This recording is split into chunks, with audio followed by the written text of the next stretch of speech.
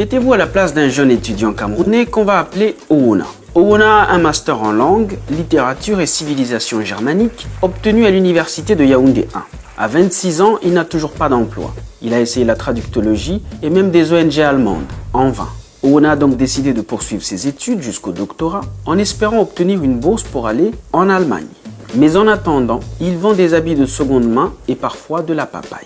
L'histoire de Owona est semblable à des milliers d'autres Africains. Des jeunes qui font de longues études dans des filières aux débouchés incertains pour finalement terminer au chômage ou dans une activité qui n'a rien à voir avec leur formation universitaire.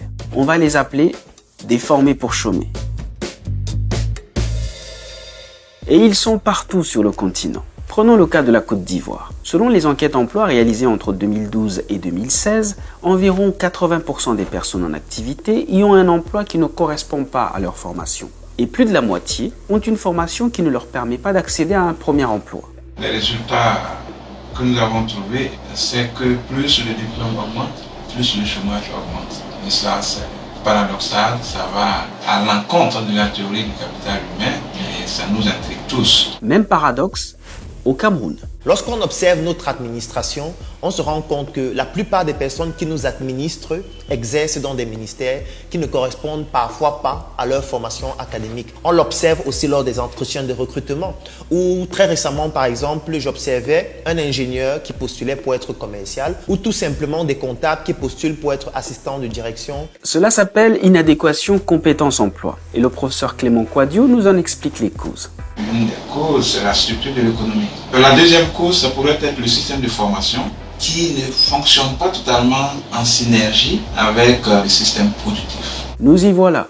Commençons donc par le système de formation. Nous avons un modèle de formation calqué sur le modèle français où le contenu théorique de la formation est beaucoup plus élevé que le contenu pratique. Et cela pose un problème qui crée un décalage entre l'éducation-formation et le marché de l'emploi. Le problème qui se pose, c'est que plus de 60 ans après les indépendances, l'environnement a changé, la démographie a changé, la structuration économique a changé, mais l'école est restée dans le même objectif initial qui était censé former les cadres de l'administration et des ouvriers qui allaient travailler dans des usines. Je vous explique.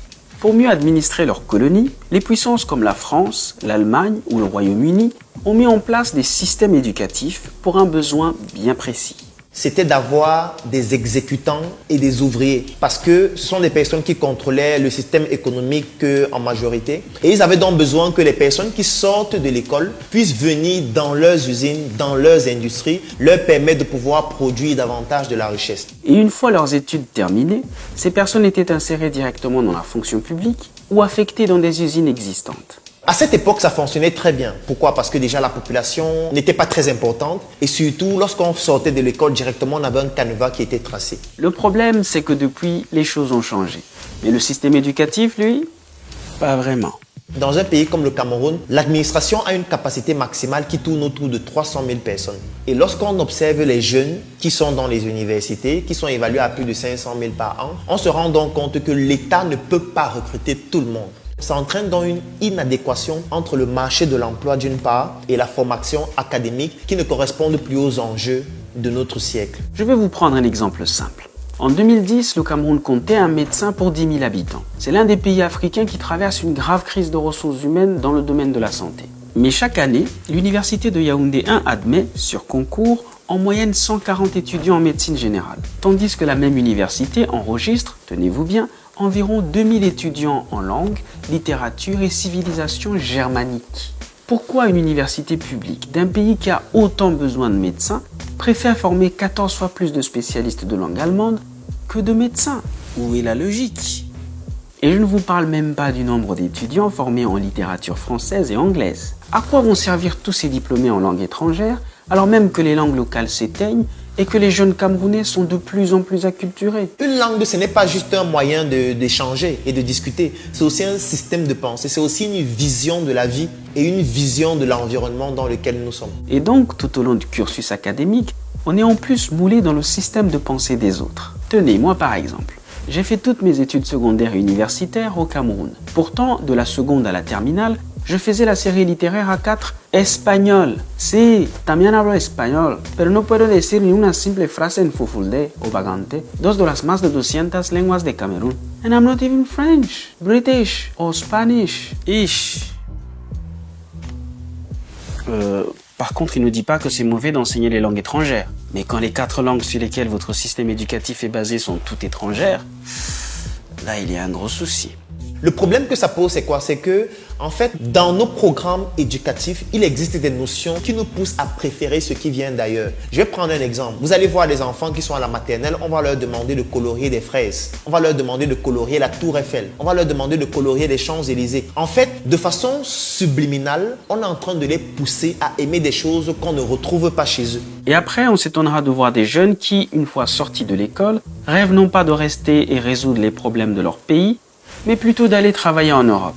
L'auteur camerounais Prince Koumane Doumbé III les appelle des diplômés illettrés, ou comme même les appelait Claudel Nubissi, des jeunes qui souffrent de diplômite. Nous avons un système éducatif qui nous donne les diplômes, mais qui ne nous donne pas la connaissance. Parce qu'il y a des gens qui, lorsqu'ils sortent de l'école, ils se vantent d'être docteurs en ceci, docteurs en cela, professeurs en ceci, mais lorsque vous discutez avec eux, vous vous rendez compte qu'ils manquent profondément de connaissances, ils manquent profondément de consistance intellectuelle. Et donc, finalement, on a des gens qui ont fait de longues études, mais dans des filières et des moules dont le système productif local n'a pas besoin. En Côte d'Ivoire, on note par exemple une offre de formation avec une surreprésentation de matières littéraires, alors que les sciences humaines ne correspondent ni aux besoins économiques, ni au secteur qui embauche. Et cela se manifeste sous plusieurs formes. La suréducation, la sous-compétence, la surcompétence et bien d'autres formes. On peut même mentionner la surqualification ou les déficits de compétences, les pénuries de compétences. Résultat, le système productif peine à recruter des compétences techniques et locales spécialisées, notamment dans le secteur industriel, ce qui a un impact direct sur le développement de projets et l'attraction des investissements.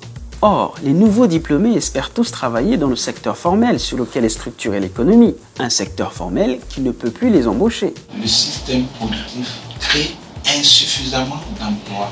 93,6% des emplois sont informels, donc finalement c'est 6,4% des emplois qui se retrouvent dans le secteur formel. Ce qui veut dire que le système productif et le système de formation ne s'adaptent pas à l'évolution rapide des technologies et des nouveaux métiers. Ils sont restés figés dans le passé. La technologie évolue beaucoup plus rapidement. Donc très souvent, à peine les jeunes finissent leur formation que les techniques de la production ont évolué, ont changé. Donc à peine vous finissez votre formation, vous avez votre diplôme, vous êtes dépassé sur le marché. Votre formation est obsolète. Conséquence, ceux et celles qui ne trouvent pas d'emploi dans le secteur formel vont à leur tour se diriger vers le secteur informel ou aller à l'étranger. Et c'est justement ce que constatait le journaliste Benjamin Paul en 2017. Certains diplômés optent pour l'émigration, mais la majorité se tourne vers le système D. Entendez système débrouillardise. Ou alors ils se rabattent sur des emplois qui nécessitent un niveau de formation moins élevé.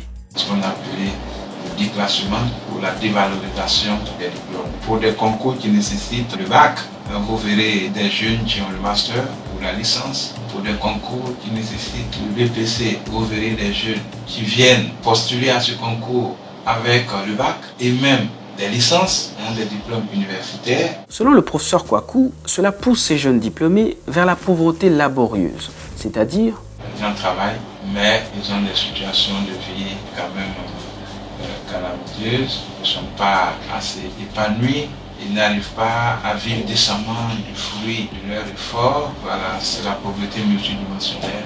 Et puis le tout, c'est l'accroissement de la vulnérabilité. Être pauvre, extrêmement pauvre, parce qu'on n'arrive pas à occuper un emploi de qualité. D'où la nécessité de décoloniser l'enseignement et de restructurer le système économique. Le CREMID propose également de mettre en place un observatoire des métiers de formation et de l'emploi, d'initier des stages obligatoires dans l'enseignement général, de créer des structures d'orientation professionnelle et d'aider à l'insertion. En 1992, lorsque le marché du travail a été libéralisé, il y avait des structures étatiques qui conduisaient et réalisaient des études de trajectoire professionnelle. Et ces études de trajectoire professionnelle permettaient de déceler les filières saturées, les filières pourvoyeuses d'emploi et puis les filières qui ne sont plus rentables. Claudel Nubissi, lui, pense qu'il faut aller encore plus loin. Pour que les choses changent, nous devons avoir des personnes qui dirigent nos pays qui soient suffisamment courageuses. Courageuses dans le sens de prendre des décisions qui doivent permettre de pouvoir contribuer au développement de notre pays sur le plan économique, déjà en permettant aux citoyens de pouvoir créer de la richesse et en mettant sur pied un environnement qui permet à ces citoyens-là de créer la richesse de la manière la plus adéquate et la manière la plus conviviale. Ce qui, selon lui, passe par la réappropriation des cultures et de l'histoire africaine et la sensibilisation des générations post-indépendance. Il faut parler de l'entrepreneuriat, il faut parler du patriotisme, il faut parler de notre histoire. À force de le faire, ça va permettre de faire émerger une génération d'Africains qui comprennent les enjeux et qui travaillent au quotidien pour pouvoir apporter des solutions qui vont permettre de contribuer au développement du Cameroun, qui cette fois est juste notre quartier, et de l'Afrique qui représente notre réel pays. À quand la suppression des facultés caduques et inutiles? À quand l'école des métiers qui servent mieux les besoins des sociétés africaines?